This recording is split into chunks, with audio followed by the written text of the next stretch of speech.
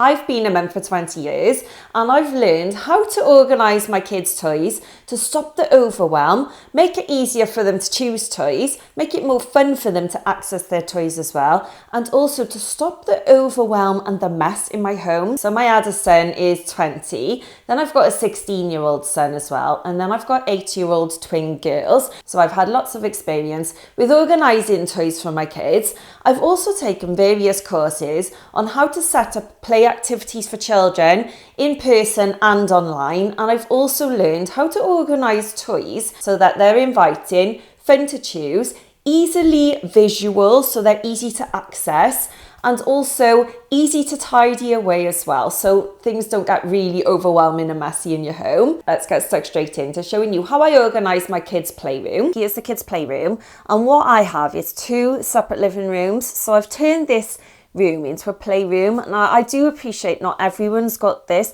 so you could have this in your main living room, you could put this system into a bedroom, you could put it into a hallway, or if you've got a conservatory or an outhouse or something like that, you can always incorporate this system into any room if you've got a spare room. You don't need to have a spare room like I've got. This is a room that's for all of us, so I come in here, I can watch telly, the telly is above here. My sons also come in here and they're teenagers and they play on their games consoles.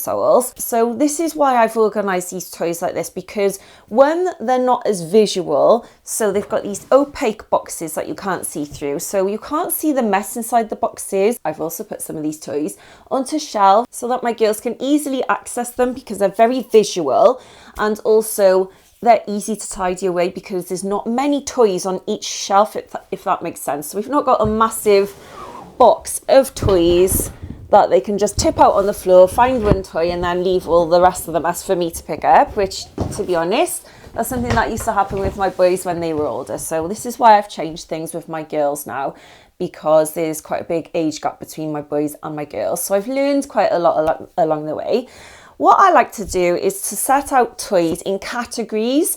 And what I mean by this is putting certain toys into groups. So for instance, I've got a box here of my girls' horses.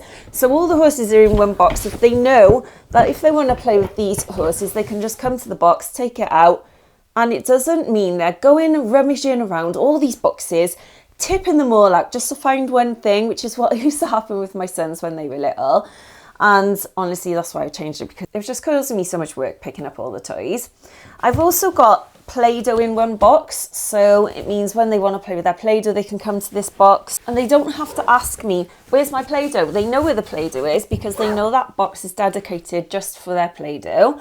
I've also got these boxes here. These are brilliant. These are from IKEA. I'm not sure if they still do these, but I know IKEA do all sorts of shelf separations and little cupboard doors and boxes, obviously, for these Kallax cube storage units, which I absolutely love for toy storage. These are brilliant, and the reason why I like these little drawers is because I've sectioned them off. So at the top here, I've got some things for the garden, like that little bug catcher. I've got some magnifying glasses, and I've put it into this basket here. So this separates the box off again, so they know that they just go into this basket, find their magnifying glasses, and they're not having to rummage around in the whole box. I got a box at the bottom here, and this is for a few things like their Barbie car. They've also got a sectioned off box for their Shopkins, and I always try to make sure that I have boxes that are clear so they can see through them, but also something that has a lid that clicks tight, so that if they take that box out of the big box and they lift it up and they don't end up tipping it out all in that box, they can just take this out into another room or bring it out in this playroom and they can easily play with it. And then it's so easy then to just put those toys back in this box. It's just easy to tidy away because they know where things go. I also love these. I got these from a toy subscription, but I also love these little drawstring bags for holding items as well. So these are great for things like Lego, building bricks, any magnet tiles, Barbie accessories. Do you know what I mean? Like you can put all sorts in there, but it just means if they want to find something in a big box like this, they can just grab that bag and take it into another room. It just means that they can just play with one certain toy rather than getting everything out all at once, I wanted to show you as well how I put their toys onto a shelf. It might seem a little bit of a waste, but I'm taking up a whole shelf just for 1 or 2 toys. I only put their favourite toys out, and sometimes I rotate things as well. So if they're getting a little bit bored with that certain toy, I'll go and put that certain toy away in another box upstairs in their bedroom, and then I'll get something else out. It just means that they've just got a nice fresh toy, and it makes it more exciting because they haven't seen that toy for a while. On this shelf here, I've got their favourite little horse and carriage. So they can easily see that. So it's more inviting because they can see that toy. And sometimes if things are in boxes like this, they do forget what's in there. So if they can actually see the toys on the shelf and you're trying to encourage them to play more with their toys, put them on open shelves like this so that they can actually see them. Then also what I've started doing is putting out just a few board games on a shelf like this. At the moment, we're obsessed with this game here. Honestly, if you've never tried this, it's a new game of ours. It's brilliant. And my 20-year-old, my 16-year-old and my 8-year-old twins absolutely love this game. We're obsessed with Uno, we always have been, but this is a new one and honestly it's brutal. So if you've not tried that, I will link it in my description box because it's so much fun. I've also got this out for my girls as well, Disney Colour Brain. This is another brilliant game, and Colour Brain does all different themes of games as well. So there isn't just the Disney ones. They've got the original Colour Brain, which is what I bought randomly and absolutely loved it, and then my sister bought it because she loved it. But we're obsessed with Disney, and well, this mainly comes from me, to be honest, because I grew up watching Disney films. So yeah, that's why I've just decided to put 2 little board games here, so then they're not overwhelmed and they're not having too much choice. Because if you put about 5 or more board games on a shelf like this, sometimes it's a bit hard for a young child to come along and decide what game to choose. So if you put out 1 or 2 games, for instance, I've got a board game here, which is a card game, to be honest, and then I've also got a card game. Just having just 2 choices makes it so much easier to choose what they want to play with. I also like to put certain things in baskets. For instance, building bricks, any construction items. I used to have a basket with all my little girls' unicorns in. I've just kept out their magnet tiles. These are brilliant, honestly. This is something that they just haven't grown out of, even though they're 8. And my 12-year-old niece comes to the house and she absolutely loves these. So if you've not tried magnet tiles and you don't know what they are, these are brilliant. So what they are is basically these shapes and they've got magnets around the outside, and you can stick them together to make all sorts of things. Like my girls make massive castles and houses and towns and all sorts. They've even got the little cars as well, so you can actually build the tiles on top of the cars. I will link 2 of my favourite sets that I've got, and they are brilliant. So have a little look in my description box because you'll see the link there. Also on this one shelf, I've just got a simple box of Lego. So having something with a lid stops your child from grabbing that box and just tipping it all on the floor by accident. It also keeps things dust free as well, but I've not made it overwhelming. They've literally just got 1 box of simple Lego, and this is the classic Lego. I will link that because I got it from Amazon. I've also got 2 Lego base plates. I've also decided recently to put a couple of balls on a shelf because Scarlett's really playing. I've got twins, Scarlett and Theo, if you didn't know. But Scarlett's really taken playing with a football. So she's really obsessed with this. And then I've just got a little simple rainbow ball that I got from, I think I got that from Shein last year. If your children have also got small consoles, like we've got a Switch, I've put it into a box. So everything in this box, if this was on a shelf, it would look really messy. But because I've put it all into a box here and I've sectioned it off, it means it's out of the way. I'm not having to look at loads of clutter, and I still know where everything is. Like I said, I've sectioned things off further into this little box as well. So we've got their little controllers and their charger there, and then in the rest of the box is the actual console and a couple of games. So it just keeps everything so tidy when they're in these opaque boxes that you can't see through. And then in these last boxes are my girls' skates. In one box, I've got all their protective gear. So it just means I can literally grab this box. I can put this in the boot of my car as well, which is something that I did last weekend. Everything is in groups or categories, like I said. So everything can be found really easily. Things are not completely overwhelming because there's not loads of mess on these shelves. It really does look inviting. And also it's relaxing. So I find this room really relaxing.